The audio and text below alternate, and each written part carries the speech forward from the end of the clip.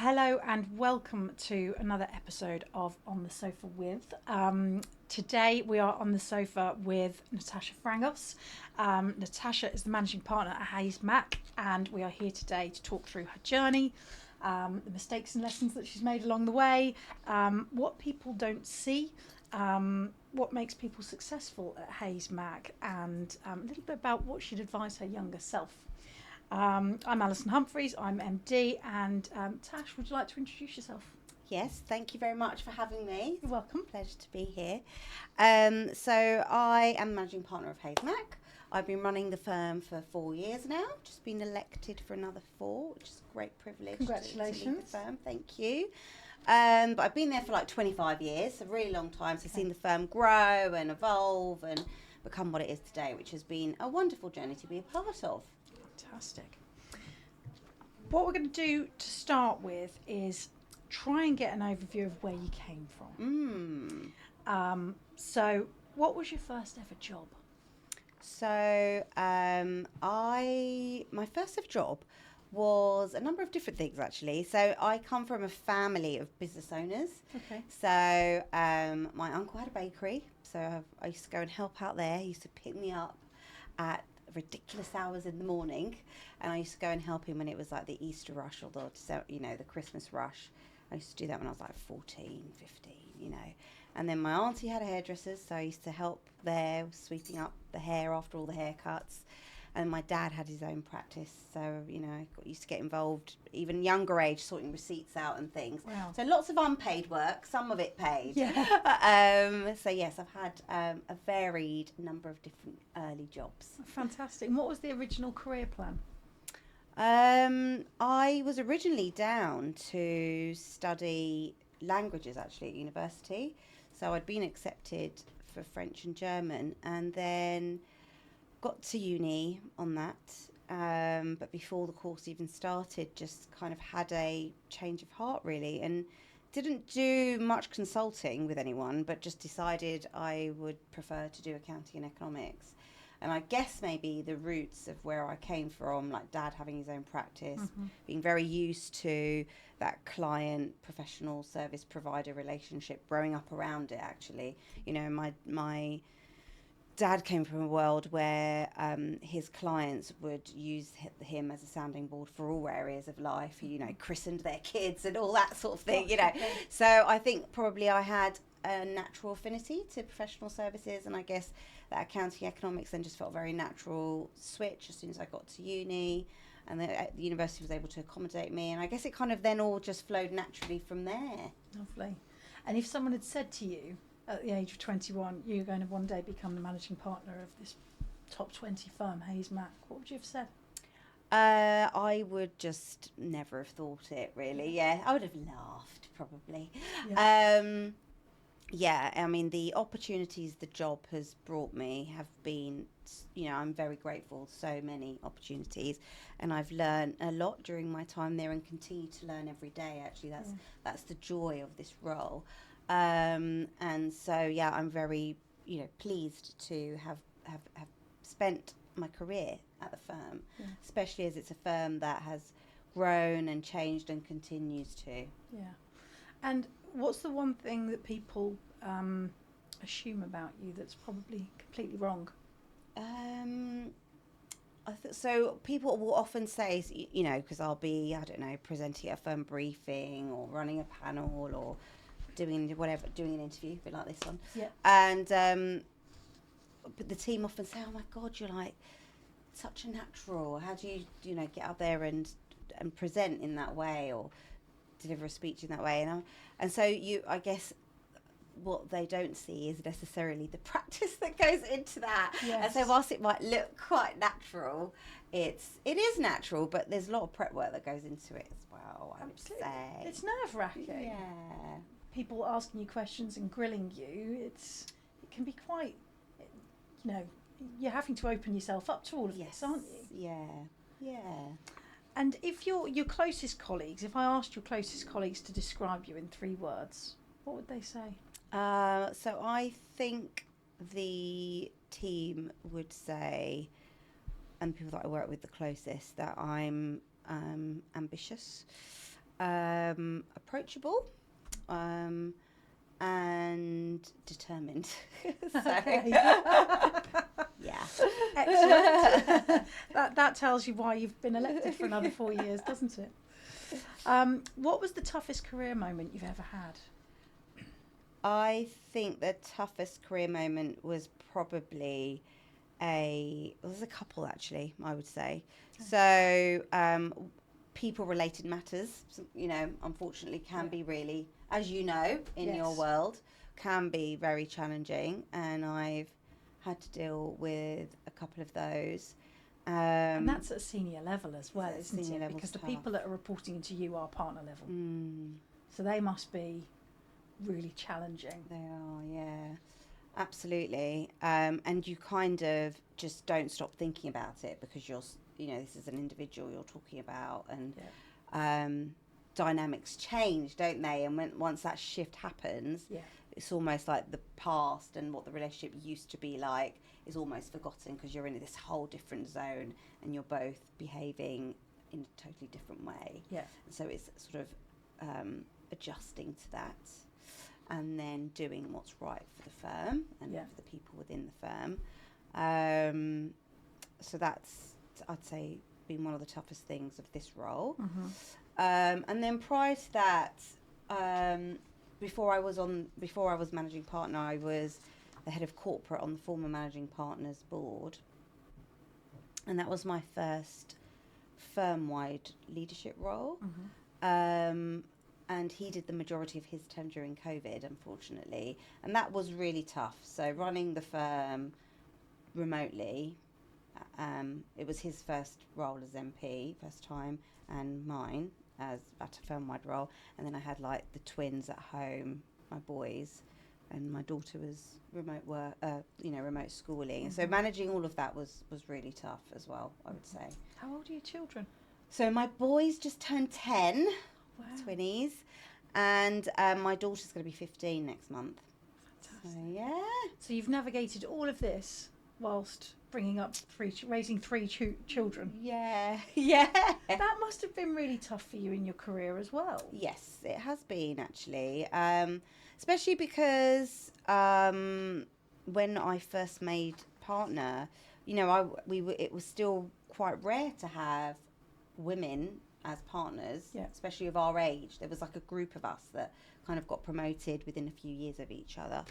And I remember even to the point that the deed didn't have anything in there for maternity leave and things, because they'd never had to worry about it before. Gosh. And so then they had like this handful of female partners, and they're like, right, well, they might need this at some point. And so so I remember the chairman at the time sitting us down and saying, okay, so, we need to put something in the deed for you when you have your children. You may or may not have any, but when you do, we want to be ready.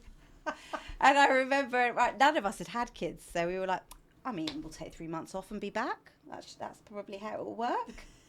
Clueless. We didn't know, did we? No. So anyway, that's what we went for, and then very quickly realised that would not cut it. No. And so we're in a totally different place today, and we all had our turn of like changing it as we kind of went on our leave and found what suited us. And for example, with my first, I came back way too quick. I know that. I was back after 4 and a bit months working part-time, but as a young mum, I just felt, well, that's kind of what I have to do, because I'm a partner. I need to be back in the business. I need to be there for my clients. So I'm just going to get on with it, Yeah. And, through no fault of anyone, there wasn't really anybody robustly saying, no, take the time that you need, even though they wouldn't have had an issue with me doing that. But you need to hear it, don't you? And then thankfully, with the boys, it was very different. I was like, well, these are my last time that I'm going to be off. So, I took a longer amount of time. I then spent longer coming back full time and all the rest of it. So now we encourage our partners to take, the time they need, the 12 months, if they want the 12 months, and then come back part time. And we've got all sorts of different combinations going on, all the way even in the equity partner pool, which is super. We've got part time mums and all the rest of it. So now it's a completely different landscape, but it was definitely an evolution over that time frame. Absolutely. And well, I imagine you've probably, given that you've had 3 children and you are a mum, you've probably orchestrated a lot of that change at Hayesmack. Yeah, I would say we jointly as a group of female partners have definitely, and even under the former managing partner, he was also a great champion of women and returning mums. And so we also started making changes during his term, and then we've just further evolved those and improved them under my term. So, and it's really important to have ambassadors in the firm, I think, as well. I've been fortunate enough to benefit from that over my time. Absolutely. Well, we're what makes the world go round, aren't we? Yeah. So. Okay. Was there ever a point where you thought, I don't know if I can do this? Yes, probably. More than one point, definitely. Because we are working and operating in at such a pace, and I love that. Don't get me wrong, I love it.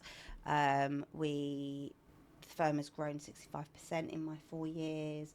We have got further plans on where we take the business, and so that requires a lot of energy, showing up every day regardless of how you feel, how tired you are, so it is rewarding but also exhausting at the same time.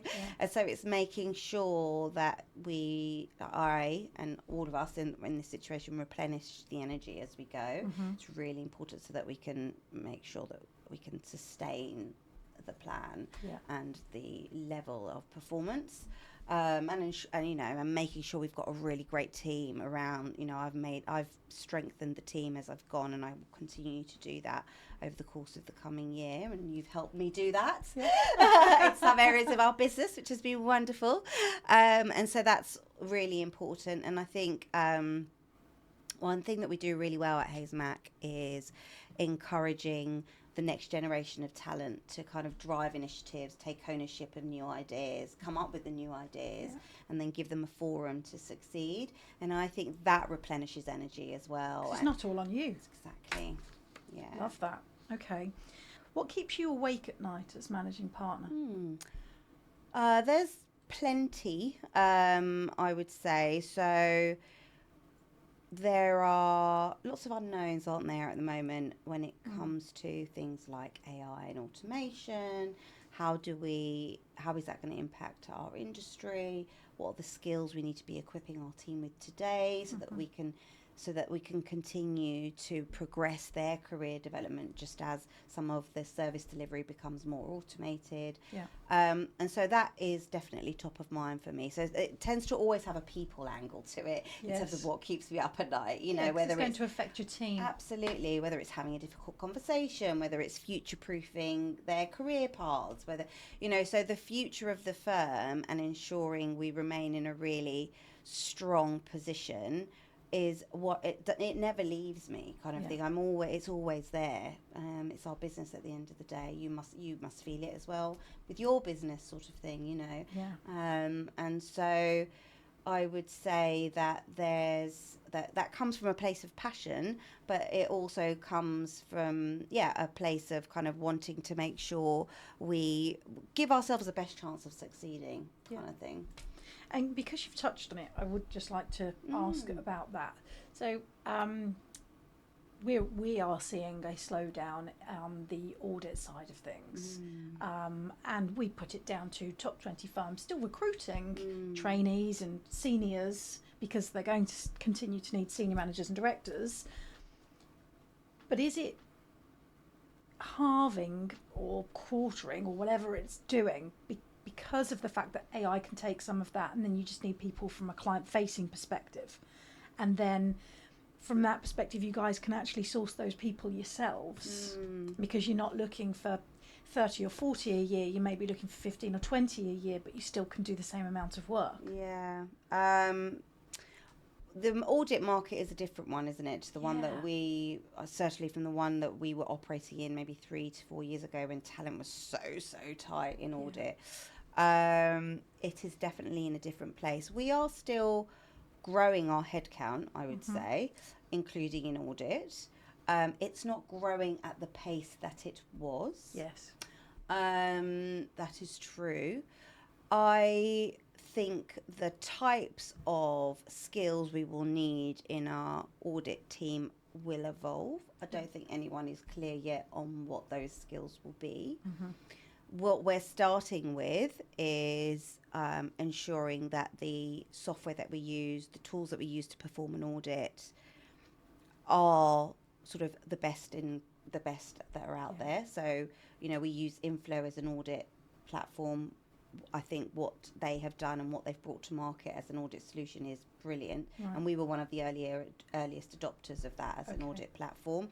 And then loads of other AI tools on top of that, whether it's Data Snipper or, there's another tool that reads leases, for example. So, so to your point, some of the work that we used to do as junior, what an associate does today is very different to the work that I used to do as an associate 1 year into a training contract, 2 years into a training contract. So there is this cascade of work effect happening where what they're doing is maybe the next level, what used to be done by the next level, if you know what I mean.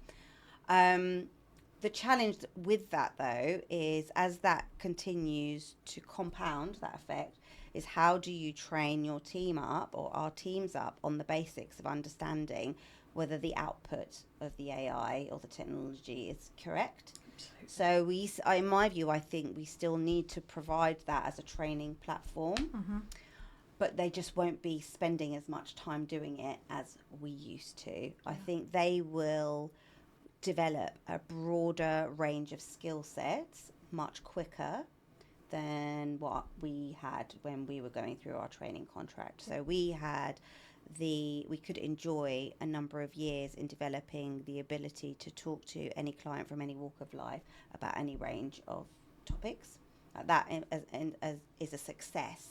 That's a sign of a successful kind of development of a professional advisor. To me, it's not just about coming in and getting an audit qualification. What we're aiming to do is create professional advisors who are then trusted by their clients and can act as their sounding boards. I think our teams are going to have to do it a lot quicker. So we're going to have to equip them with the ability to be talking to a client about what this set of data shows them in terms of insight into their business, not just about what happened in the past, but also what's coming next. And so that's the journey we need to take our teams on, in my view. Wow. That's really interesting. Do the ICAEW, are they working with accountancy firms to talk about how things are changing at the moment? We have a really good relationship with them, and actually we go regularly as a team. So we'll take a number of us along, and we'll have these round tables with a number of the ICAEW team. And we will be talking about the skills of tomorrow. And are they moving quick enough? Is it the right pace? I don't know. I can't, It's also new, isn't it? It's so new, isn't it? But I think what's important is that they are engaging with their members to be having this conversation, and are providing solutions or options where they have intel, for example. They're sharing knowledge, which I think at this stage of the journey is a really important one. And they're creating forums to bring together member firms to discuss these topics, because we're all navigating it, feeling our way as best we can at this stage. Oh yeah, in 10 years' time it'll be sorted. Exactly. We're all going to get there, right? Every firm is going to go on this AI and automation journey. It's the pace at which you go on it, and some will get there quicker than others. Some may not have the resources to go on it, which is why we're seeing all this consolidation happening in the market, because I do believe you do need a certain amount of momentum and mass to be able to keep up with the change that is required to be able to operate competitively in the current climate. So I think for some of the smaller firms where they don't necessarily have that, consolidation and taking some of the PE money is I can understand why that's a route for some. But back to the road that we're all taking, we're all going down that AI and automation journey. So some of us will get there quicker than others, but roll forward 5, 6, we'll all have been there. And so then the question is, well, what are our clients going to be paying for? Because let's assume that we've got all those tools and they are helping us deliver our service. What are the things that our team are going to be doing? What is it? And so that's what we need to be thinking about today is, well, what are we going to be selling to our clients? Yeah, fantastic. Okay. Sorry, I went off on a complete... No, it's an interesting topic and a really important one. It is. Has success cost you anything? Oh, gosh, yeah. Headspace. Tired.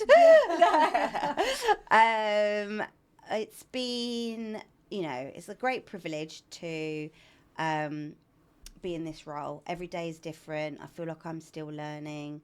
What has it cost me is,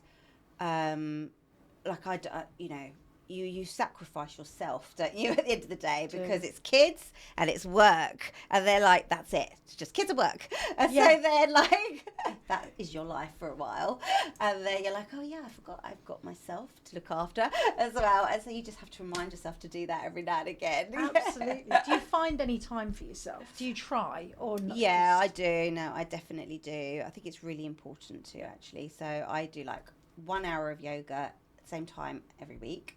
And I stick to it. Yeah. And again, I do like a session with a PT once a week as well. And like those are the 2 hours where I'm like, those are like non-negotiables, basically. No phone, no kids. Yeah, no, just those are for me. Yeah. Exactly. Good. Yeah. And I would imagine you've got something at Hayes Mac where you promote people doing that, and you... Absolutely, yeah. And we're very sociable as a firm, actually. So we come together in that way regularly. We also, and that might be in sports, it might be drinks, it might be, a whole range of things to ensure that there's something for everyone. Yeah. And then, of course, we have lots of forums where if people are struggling, they know they can turn to someone, whether it's through their people team, whether it's through the line manager, whether it's through a mentor. So we have all these different forums to enable people to speak up or to seek help should they need it. We obviously have hybrid working, so that I think our team enjoy having the flexibility to do that. Yeah.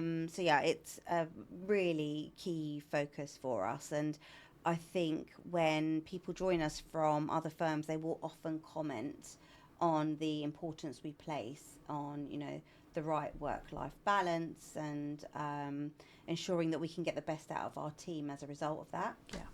I think sometimes when you are in a position of leadership, if you have got a life outside of work, which you do, your family is a busy family, and people see, actually I can't do this because my son needs me for this, my daughter needs me for this. The pressure then they feel is like, oh, well, I can actually go to my son's sports day because I know that Tash thinks that's really important. Yeah. Whereas if somebody doesn't have those things in life or doesn't prioritise those things, I agree. Everyone is thinking, I can't go, I can't do that because they're going to kill me if I'm not at work. I think it's so important. So yeah, I talk about my kids. I talk about my, going to their school to see a concert or to, go to sports day or whatever. Yeah. Those things go in the diary, well in advance, because if you don't have those bits, where's the joy in life? Frankly, isn't it? That brings us so much joy. That makes me better at work. Yes. If I'm in a positive mindset. Yeah. And so for example, we give people paid leave to go to sports day kind of thing. You don't have to take that out of your holiday. Just tell your line manager. And it's, we've got lots like that. We've got, volunteer days that people can take. Yeah. Also, fertility, if someone's getting fertility treatment, some of the appointments, that's also kind of covered in our benefits package in terms of taking the time to go to those appointments. Yeah. So we've kind of tried to really think about and consider, and it's an area that we're constantly improving, what's it like being a professional in the current, and raising a family in current life.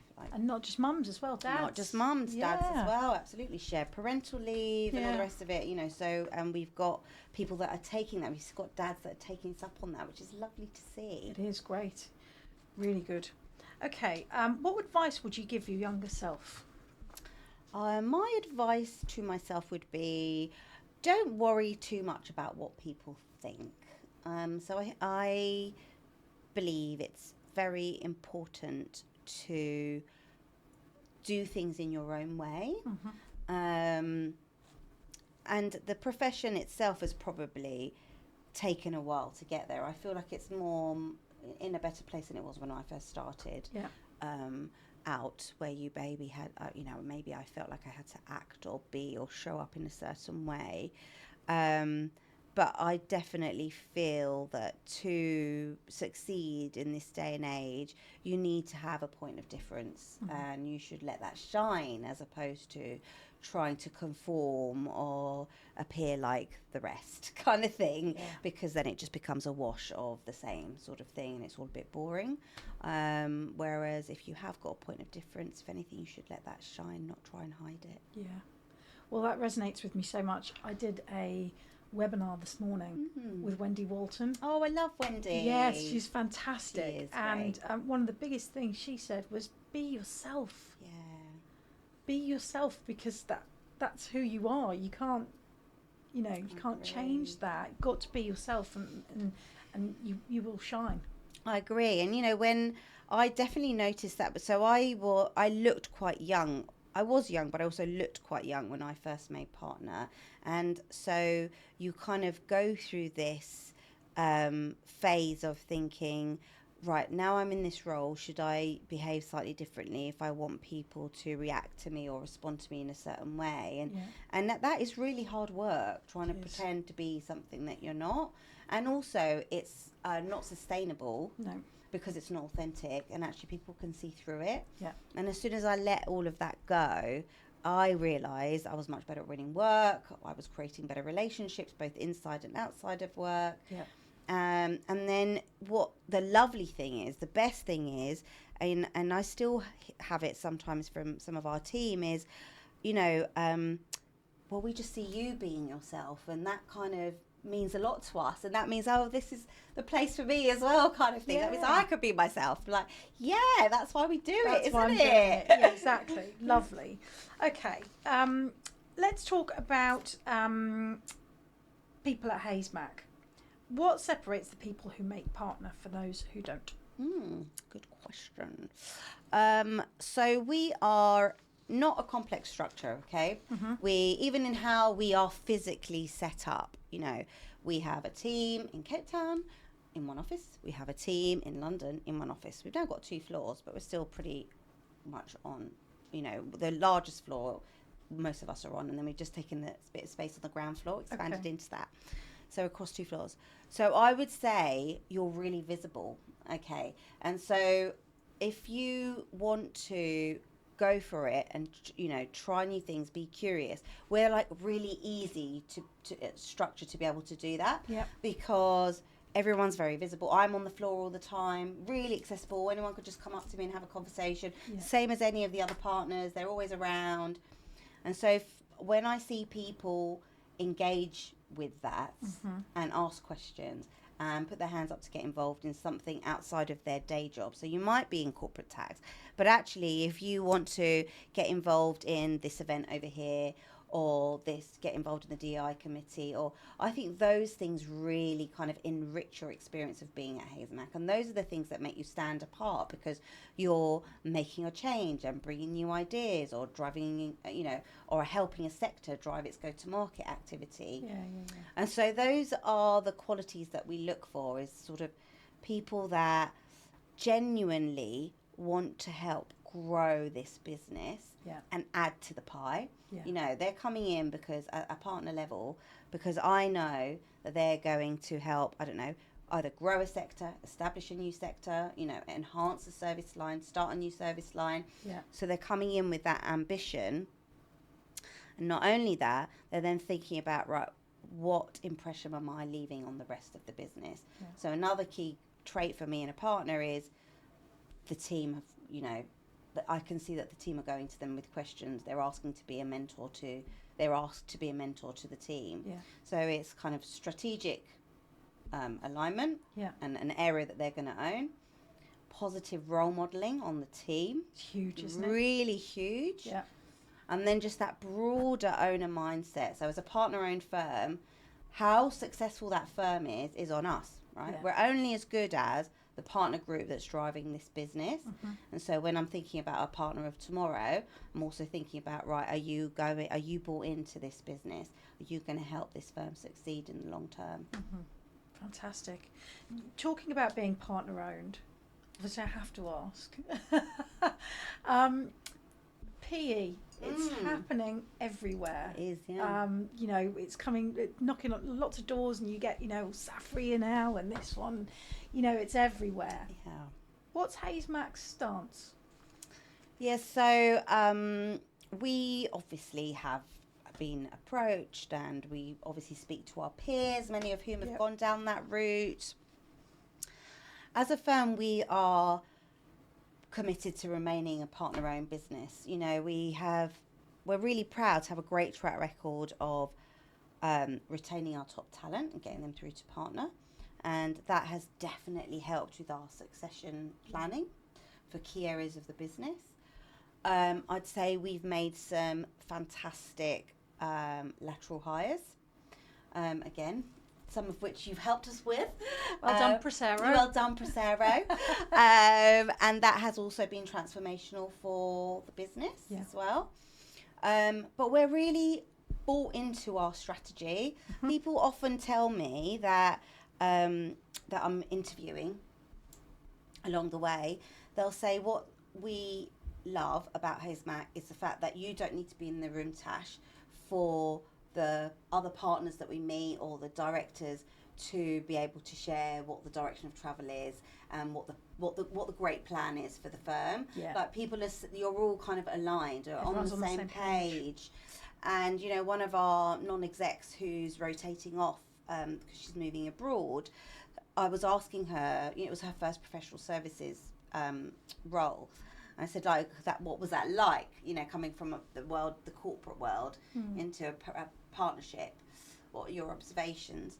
And she was saying to me, what's been really pleasing is that, you know, compared to some of the other organisations that she's worked with, it was really she was pleasantly surprised to see so many of the key stakeholders, being the partners and the directors, senior leaders in the firm, to have been so aligned on the general direction of travel. She goes, you know, you always have your little bits, you know, politics here and there. But she says, on the whole, everyone is aligned, pulling in the same direction to achieve the firm's ambition. And so because there's such a power of feeling amongst that cohort, I think that's why we've landed on we want to remain owners of our business because we're really bought into our plan. I think it's brilliant. People ask me the same question, obviously, because private equity buying recruitment businesses left, right and centre. Yes. I couldn't think of anything worse.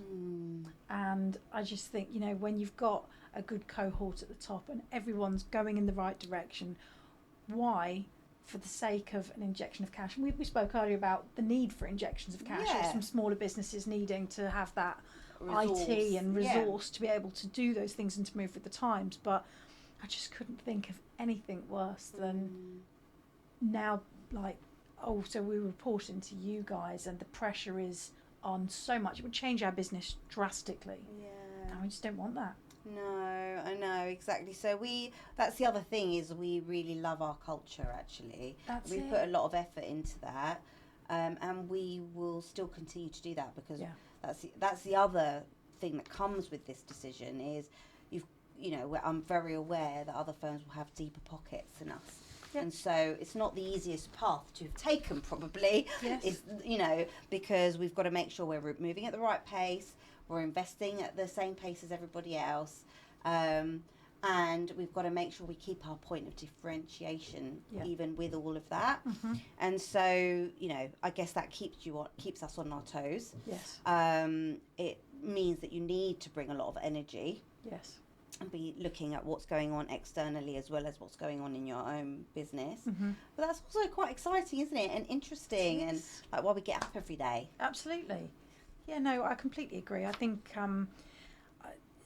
the culture of a business, as soon as you've got an injection of cash and then this expectation, just goes, because everybody's just under so much pressure to deliver a certain number, as opposed to looking at what the aim is. Yeah.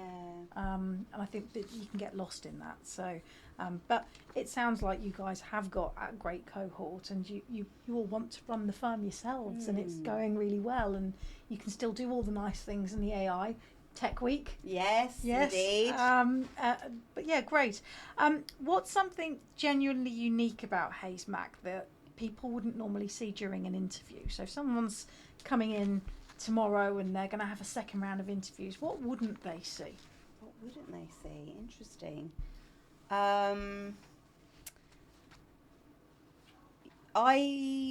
You wouldn't necessarily see it, but I hope that you feel it. I think what Hayes Mac's got that's really special is its connectivity amongst the people. Nice. And the culture that therefore comes out of that. Yeah. You know, we did our staff survey last November, so I run it every couple of years, and we had an engagement score of 86. Oh, wow. Which is 15 above the benchmark, I was told. And actually it was a year where the agency that did it for us said that the majority of their clients, their engagement scores had been on the decline, whereas ours had gone up from when we run it 2 years previously. And so I think that's the bit that you wouldn't necessarily see it. I hope that people feel it as they go through the process. Yes. But it's not really until you're fully into the business that you really kind of get to, You can't see gauge that in action. You yeah. can't gauge that through No. the process fully. No. And then it is lovely when people do start and say, oh, it just feels so natural, or I've been really welcomed, or the team have been great. And so, and that's when you start to feel it, I guess, is then when you're actually in the business. In the business. Yeah. 5 years from now, what do you hope people are saying about Hayes Mac? I hope that they're saying we are infamous for our brilliant client service, that we've got a reputation for turning out and developing top talent, best partners and directors in the market, and that we have remained true to our sectors. So there might be more sectors that we're involved in by that point in time, but that every time we put something out, it is to the target audience that we're going after, and that it is resonating with our clients, and that we by then have moved into a place of anticipating what our clients will need, using the various data sets that we'll have available to us, putting that AI and all those AI tools to work, and being able to garner the insights that are then going to be able to deliver the value to our clients. Brilliant. Oh, I wish you all the success in getting there. I have no doubt that you will make it with your team there. We are going to do a little bit of a quick fire round to end the interview, because these are always quite fun. So, tea or coffee? Tea. Oh, okay. Early bird or night owl? Early bird. Same. Do it now, or are you a thinker? Do it now. Lovely. DIY or relax at weekends? I mean, it's more like kids. Don't sit down. Neither? Kids at weekends. Beach or ski? I love both, but the Mediterranean routes will take me to the beach. Fantastic. Have you got a favourite destination?